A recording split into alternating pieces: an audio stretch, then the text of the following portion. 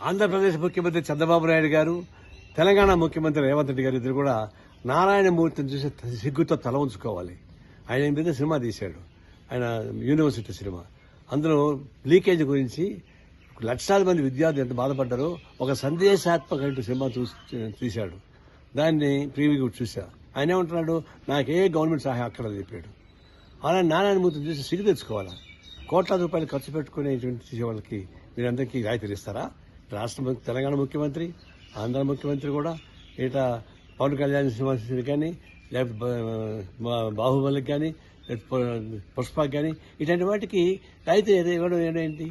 వాళ్ళు డబ్బులు పెంచుకోమని బ్లాక్లో అమ్ముకోమని పర్మిషన్ ఇవ్వడం ఏంటి? ఇది ఒక దివాళా రాజకీయం తప్ప ఇంకోటి కానీ కాదు.